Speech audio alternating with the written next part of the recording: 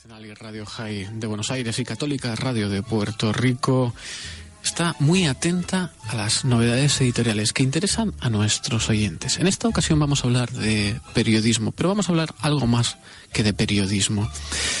¿De quién vamos a hablar? Vamos a hablar del autor de un libro que me parece clave para este momento, para entender lo que nos está pasando. ¿Por qué nos pasa lo que nos pasa?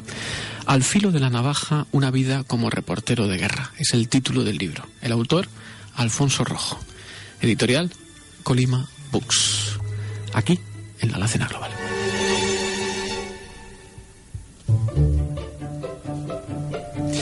Creo que Alfonso Rojo no necesita presentaciones. Periodista, escritor, tertuliano de radio, televisión, ha publicado 11 libros, 6 de ellos novelas, es el director de Periodista Digital, es un referente del periodismo español. Vamos, formas parte, Alfonso, de la historia del periodismo español contemporánea. Por cierto, te tengo que preguntarte además una cosa. Me da la impresión, leyendo tu libro, que hay cierta nostalgia. Y cuando uno tiene nostalgia, malo, ¿eh? No, bueno, es el libro... Lo he escrito por varias razones. Una de ellas es que mis hijos pequeños no tenían ningún libro dedicado. Ya hacía mucho que no escribía yo. Y entonces dije, hombre, todos tienen cosas, pero los dos pequeños, el que tiene 14 y la 16 no tenía nada. Dije, fue el motivo menor, pues a dedicarles un libro. Y si ves la dedicatoria, es una dedicatoria peculiar. Es a Bárbara y Alfonso. Y normalmente la gente dice por quienes moriría. Y yo no, yo digo por quienes mataría, que es distinto.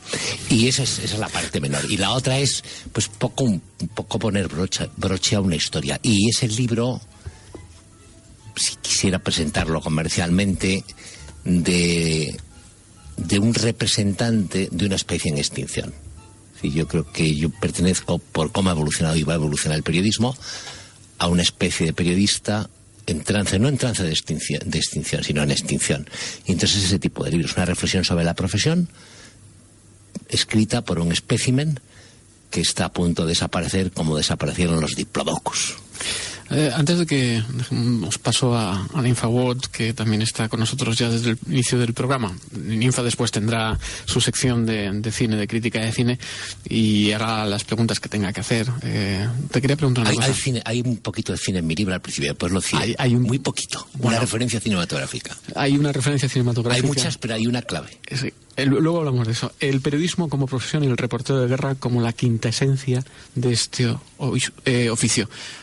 La tribu de los guerreros, los reporteros de guerra. Es que el periodismo no es esto. El periodismo es otra cosa. El periodismo es mucho más burocrático, administrativo, más de oficinista. Es decir, lo que es el reportero de guerra, que es lo más cinematográfico, es un aspecto muy marginal, relativamente nuevo en la profesión. No hay reporteros de guerra reales hasta las guerras napoleónicas. Es decir, hasta finales del siglo XVIII no hay ninguna oferta comercial concreta que la hace el Times para un señor que hable idiomas, se pueda mover por el mundo, escriba con cierta fluidez para cubrir guerras. Hasta entonces el relato de la guerra lo hacían curas, guerreros, gente como Julio César, o grandes aventureros como Jenofonte, pero no lo hacían periodistas. Es una profesión nueva que va a punto de morir. ¿Y el ego del periodista, no te crees? El ego del periodista es enorme. Que nos juega más pasadas. Enorme. No hay otra profesión con un ego más mayor que esta, que yo conozca. Es una profesión enormemente divertida. Se puede pasar muy bien, pero es una profesión, en el caso concreto español, a la que se podía decir llena de egos enormes, entre los que me encuentro, y yo creo con muchas fisuras, con muchos huecos. Pero fíjate, ese ego no se acrecentó en la transición política, porque antes del periodismo la etapa, decían que había una etapa de oro del articulismo, sí, desde finales del siglo XIX, XX, en la época del franquismo hubo destacados periodistas, literatos periodistas, pero después en la transición, voy a decir una palabrota, haciendo una glosa de un famoso libro de Arturo San Agustín, un compañero nuestro, dice, algo se jodió en la transición, ¿no? Bueno, yo creo que el periodismo nacional, el periodismo español, tiene muchos defectos. Uno de los que tiene es el síndrome del camarero, que es que como tú tratas de tú a gente importante, y a Rodrigo Rato le llamas Rodrigo, al ministro de Hacienda dices, oye, Cristóbal, tiendes a borrar la raya que hay entre ellos y tú. Y eso lo hace cualquiera. Entonces, una carrera o una profesión en España, aunque es carrera universitaria, en el que el nivel es muy bajo. O sea, aunque las exigencias para entrar, y creo que ahora para entrar son muy altas, es decir, la nota que exigen es muy alta, cuando yo lo hice no era así, el nivel es muy bajo. El nivel de escritura es escaso. La capacidad de relato es mala. La afluencia verbal, inexistente. Y el rigor brilla por su ausencia. Es una profesión, y después es una profesión muy vanidosa, porque te da un gran protagonismo. Y ya si sales en televisión, ya es todo. Porque te reconocen los camareros o te saluda la señora de la esquina, ya estás perdido. Ya eres tonto del todo para siempre, de verdad. Ninfa, venga, lánzate al ruedo. Sí, es que varias veces has dicho que es una profesión, una especie en extinción. El reportero de guerra. El reportero de guerra, sí. Pero ¿por qué crees que eso? Vamos a ver, influyen muchos factores. Hay uno de tipo económico. Sí, hemos pasado de un mundo de información escasa a uno de información superabundante. Te pongo un ejemplo. Cuando yo era niño, yo tengo ya muchos años, pero cuando yo era niño y llegaba al sitio donde yo soy de al lado de Ponferrada y estoy siempre interno en los jesuitas o en el extranjero. Entonces cuando venía alguien de Suiza, pues se arremolinaba a la gente alrededor para que contase, y le escuchaba arrobada la gente, pues que hablar del chocolate y de que los alemanes o los suizos le ponían mantequilla al pan y que había un pan negro y que había un chorro en Ginebra que le llamaban le jetó. Y así decían así, decían así aquellos que venían. Y la gente, ahora tú vas a Chechenia, estás en Grozny en medio de un bombardeo y te puedes encontrar una maestra argentina, dos inspectores de Hacienda españoles, una enfermera portuguesa y una pareja de gays distraída que van... Te lo puedes encontrar en Grozny en el bombardeo. Y no estoy diciendo una broma, estoy diciendo lo que yo he vivido. Entonces, y el mundo se ha hecho estrecho. Ahora sales de casa sin haber comprado el periódico y sabes lo que ha pasado. No ves ningún noticiero, no ves nada, y llegas al final del día y sabes lo que ha ocurrido. Entonces el bien sobre el que trabajamos, que es la noticia, ha perdido valor. Es un factor determinante. El segundo es que hemos dejado de ser los guardabarreras de la información. Antes el periodista decidía qué se publicaba y qué no se publicaba, y la empresa periodística decidía qué era lo publicable y qué era lo no publicable. Y si tú eras de La Coruña y te casabas y no salías en las páginas de hueco grabado, pues seguías siendo soltero. Y si eras de Granada y fallecías y no salías en las esquelas del Ideal, seguías vivo. Ahora no tiene ninguna importancia. Lo vimos incluso con Clinton. La historia de Clinton y la becaria no la cuenta el Washington Post, ni el New York Times, ni la cuenta una web que se llama Drudge Report, y ahí sale la historia, y se acabó. Y sin embargo los americanos no supieron que tenían un presidente en silla de ruedas durante toda la guerra mundial, ni supieron jamás que John Kennedy el guapo se fumigaba a Marilyn. No lo supieron hasta que muchos años después. Ahora sería impensable. Ahora sabemos que Melania lo que ha dicho, y si le ha dado la mano o no le ha dado la mano. Entonces, es decir, el mundo se ha hecho... Y después influye mucho los teléfonos móviles, las tecnologías. Cuando yo empecé en la profesión, que no había ordenadores, que no había teléfonos móviles, que no había tarjetas de crédito como las hay ahora, que no había cajeros automáticos, se produjo un terremoto en Haití. Y entonces tú estabas en casa, salías y empezabas a escuchar en la radio siempre. Lo primero, un terremoto tremendo en Haití, Puerto Príncipe. Entonces llamabas corriendo a la redacción, para lo cual había que volver a tu casa a subir, o una cabina telefónica. Oye, hacerme unos recortes, yo que era el acróbata del periódico, hacerme unos recortes, una carpeta. Después tenías que llamar a una secretaria, buscarme un billete a Santo Domingo. Después tenías que decirle, a ver si encontramos pasaje a Santo Domingo. Entonces volabas a Santo Domingo, llegabas 2 días después a Santo Domingo, alquilabas un taxi, ibas hasta la frontera con Haití, pasabas 6 horas hasta que conseguías cruzar la frontera con Haití, bajabas hasta Puerto Príncipe, hacías unas fotos en Les Salines, metías las fotos en un paquete, tratabas de encontrar un teles que lo conseguías el día siguiente, mandabas una crónica.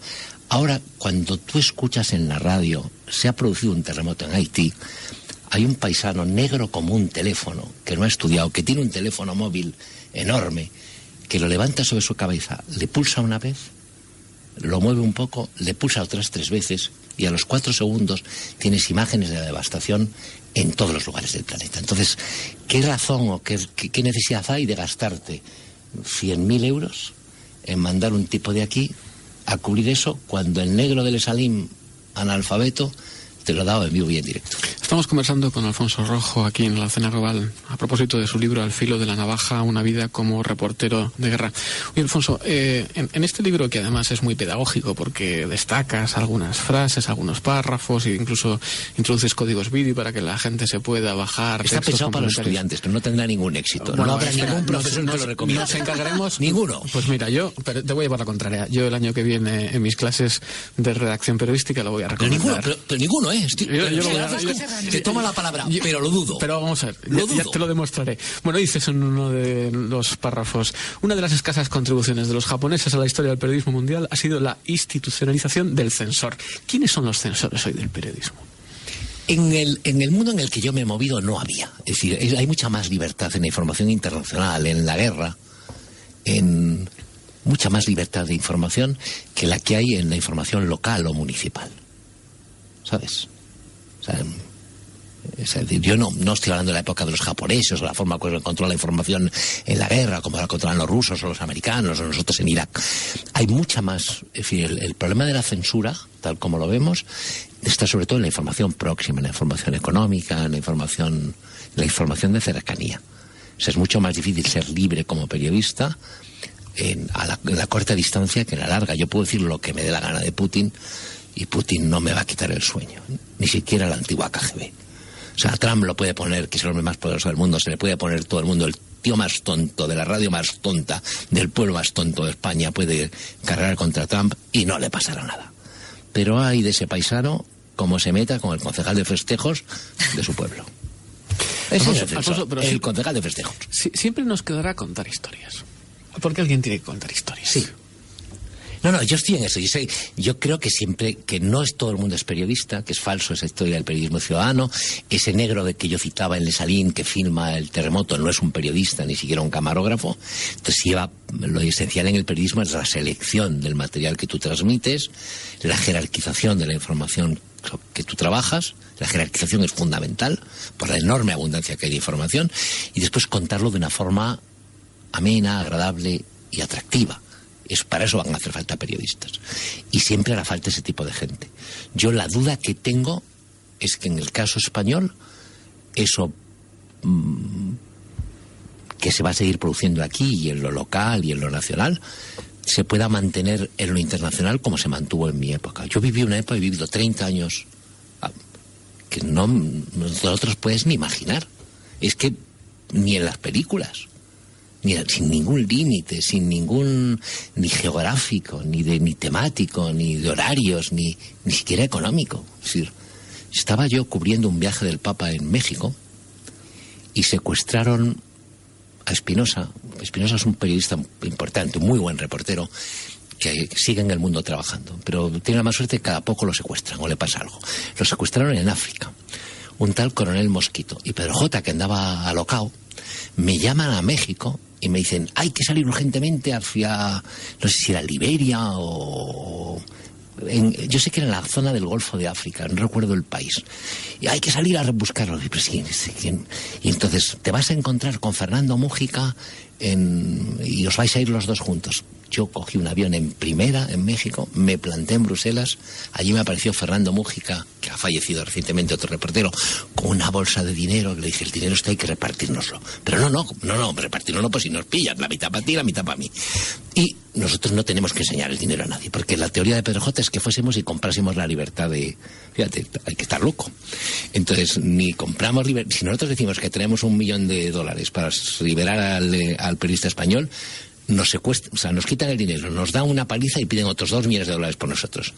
Y entonces, pero fíjate, no había ningún límite. Ahora sería impensable, ahora no hay ningún periodista español en África. O sea, no hay ningún medio español, ni El País, que tenga un corresponsal en África, ni La Vanguardia. En todo el continente africano, los periodistas de comunicación españoles, ni las Antena 3, ni las Telecinco, que ponen una isla en Honduras a todos los frikis del mundo, tienen un corresponsal en África. Entonces esta profesión ha muerto. Déjame que te lea una cosa. La figura de mi madre, levemente inclinada sobre la barandilla blanca de la terraza, fue lo último que vi cuando abandoné la casa familiar para descubrir el mundo. Permaneció en silencio, muda, agitando la mano en un gesto que era más una bendición que una despedida. al final de la cuesta, donde está el cartel que pone Molina Seca.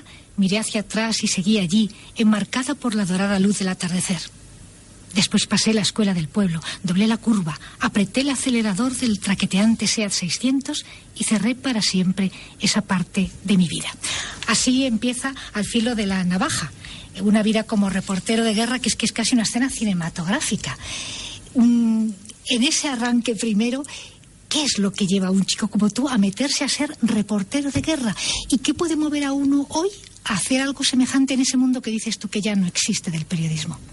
Bueno, la frase inicial, el fragmento con el que arranco es un homenaje a un autor británico que escribió libros sobre la guerra de España, justo antes de la guerra de España. No muy conocido aquí, pero muy conocido por los periodistas británicos. ¿Por qué quería yo ser reportero de guerra? Mira, yo soy hijo yo soy el mayor de 9 hermanos. Mi padre era ingeniero del ICAI. Y nosotros vivíamos al lado de Ponferrada. Entonces había cierta fascinación en los años 50 y 60 con la recuperación de Alemania. Entonces la empresa de mi padre, que era Endesa, compraba turbinas a la VKB, que estaba en Colonia. Y había un colegio de monjas que eran alemanas. Igual que después de todas las guerras siempre hay exportación de monjas. Igual que España exportó monjas por todo el mundo y ya no las exporta, ahora las exportan la India y Bangladesh, pues Alemania exportó monjas. Entonces había unas monjas alemanas y yo estudié alemán un poquito de niño. Entonces, teniendo 9 años, mis padres decidieron mandarme interno a Alemania, a un colegio, y me mandaron a un colegio interno. Yo llegué a aquel colegio sabiendo el alemán que puedes aprender en el kindergarten, que es nada, 4 palabras. Y ponían películas, y entonces yo me fijaba mucho. O sea, yo no entendía nada, pero me fijaba mucho. Y siendo muy niño, con 9 años, pusieron una película que se llamaba Foreign Correspondent, que es de Hitchcock. Y el protagonista era un tipo con una gabardina preciosa, que sobrevivió a un accidente aéreo, sobre Holanda, porque había molinos, si me acuerdo. Les hacía una red de nazis, tenía una novia, era en blanco y negro, no sé si era pelirroja o rubia, pero tendría que ser pelirroja. Y llevaba una pistola y tal, y yo dije, y era reportero. Y yo dije, coño, si esto, a los 9 años, si esto es el periodismo, yo quiero ser esto. No es eso el periodismo, ¿eh? Y entonces yo siempre quise ser eso, siempre tuve vocación, pero no estudié periodismo. Yo soy de una generación en la que no había casi universidades como ahora, lo cual era mejor que ahora. Había muy pocos centros universitarios. Y entonces los que éramos... entonces yo estudié en Santiago de Compostela Derecho. Mi carrera original es Derecho. Y vine a Madrid a hacer 3º o 4º de carrera y empezaba periodismo, hice también periodismo. Y empecé en el periodismo porque terminé la carrera en un momento mágico de la historia de España. Franco muere en el año 75 y entonces el año 76, esa famosa transición de la que hablabas tú antes, en el año 76 nace en El País en la primavera, Interviú en la primavera, que es la primera vez que los españoles vemos chicas desnudas en los kioscos, eso era impensable, y nace en el otoño Diario 16 como el hijo del Cambio 16. Y yo fui a presentarme para hacer Internacional y me contrataron de auxiliar del laboratorio de fotografía.